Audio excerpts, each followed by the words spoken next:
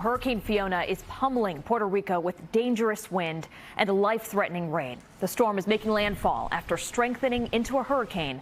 And the southern part of the island is taking the biggest beating as driving wind takes down light poles and power lines. Right now, the entire island, more than 3 million people, are in the dark. And power companies are warning that it could take several days to restore the power there. And take a look at this video showing the real danger for millions of people, and that's flooding. Rising waters here sweep away a bridge in central Puerto Rico. This bridge was actually rebuilt after Hurricane Maria destroyed it 5 years ago this weekend. Storm Team 4's Matt Brickman just got new information on the storm, but we want to start with News 4's Gaby Acevedo live in Ponce. He is the only local TV reporter in Puerto Rico tonight. Gaby. Rana, it is pouring like the sky has fallen here in Ponce, and it has been raining nonstop for the past 8 hours. Behind me, a downed tree that is blocking access to a community in the center of Ponce, and that tree has also taken down some power lines, and that is the main story on the island, as you mentioned, as Puerto Rico, as if it was 5 years ago after Hurricane Maria, is in the middle of a total blackout. But the situation in the south coast is particularly extreme as Hurricane Fiona continues to pummel towns around this part of the island, making landfall not too far from our current location. Hurricane Fiona showing its might as we made our way from San Juan in the Atlantic coast to Ponce down south. Driving across the peak of the central mountains, cyclonic downpours were getting stronger by the minute. Just after 12 p.m., road visibility was low. Vegetation and down light poles were also major obstacles on the southern freeway, and as we entered the city of Ponce just after 1 p.m., it was evident that Hurricane Fiona was here, and she packed quite a punch.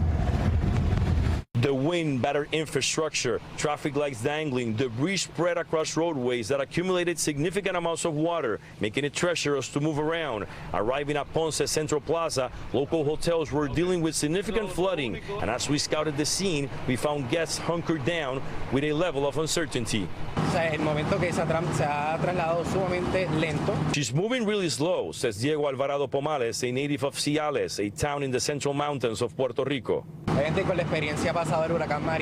memory of Hurricane Maria almost 5 years ago to this date still very much present in Diego's mind. And he tells me we cannot forget that the proud people of Ponce have also been through a recent string of devastating earthquakes.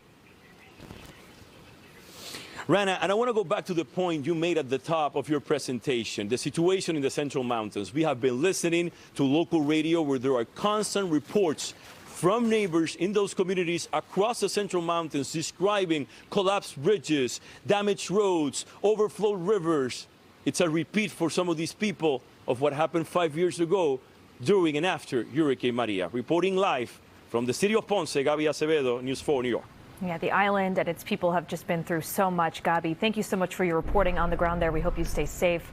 Storm Team 4's Matt Brickman here just got a latest update, and this heavy rain is very concerning. Yeah, and we've probably got close to another 18 hours of heavy rain before things start to change. Fiona became a hurricane earlier this morning at 11 a.m.